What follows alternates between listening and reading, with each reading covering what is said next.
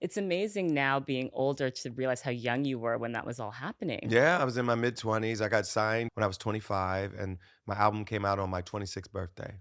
Oh my Yeah. goodness. And weren't you working at like Boston Consulting Group or doing Yes, something very I was a not management creative? consultant. I graduate from Penn. All of my classmates are, taking these jobs at, consulting firms and banks and things. And I needed a day job. I wanted to do Right. music, but I needed a job. And I started applying to some of the same firms my friends were. There was a Black alumna from Penn who was at BCG. She was a year ahead of me. And I was talking to her about what she did. And she just made it seem like very appealing and interesting.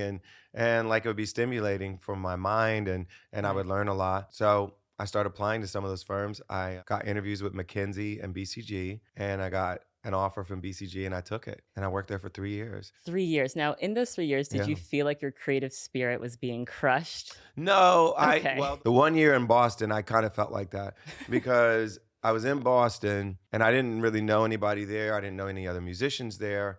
And all of my kind of musical friendships were in Philly and New York. After a year in Boston, I asked for them to transfer me to New York. So once I got to New York, then I felt like, okay, I'm among my people. I can Yes. collaborate with my friends in Philly more easily, collaborate with my friends in New York. I started playing gigs in New York at night on weekends, even while I was still working at BCG. It really started to come together once I was in New York. And Kanye moved to New York not long after I did, and his cousin was my roommate. So Oh, we started working together because I was there and he had moved there recently, and his cousin introduced us.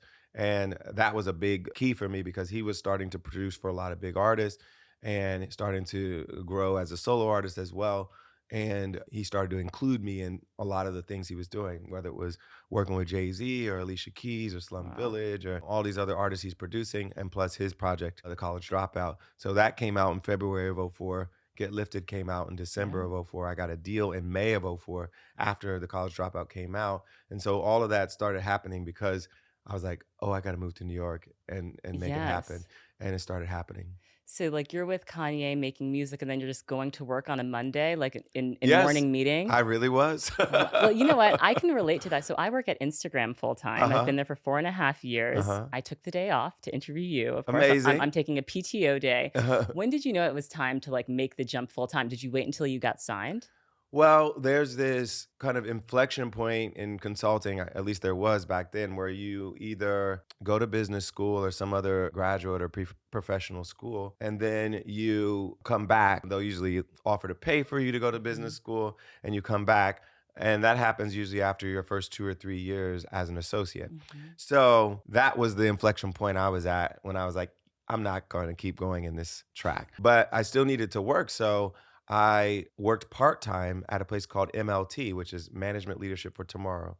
And MLT was founded by John Rice, who had worked in marketing and in the MBA, and he's actually the brother of Susan Rice, who Okay, was of our national course. security Yes. advisor. And he had seen the ranks of executive boardrooms Mhm. and business schools and said, there's not enough of us here. And so he started MLT to basically increase the ranks of Black and Brown people in business schools and in Mm. places where executive leadership is needed. So big businesses, big nonprofits, whatever. And so I was working with MLT as a consultant at BCG. It was a pro bono project we did for them. Mm. And I helped them devise a bunch of the strategies that they've eventually implemented and grown Yeah. dramatically since then. But I was helping them devise those strategies as a consultant. And then I left BCG and asked John if he wanted to hire me part time to help them implement some more of what we were Smart. helping them do.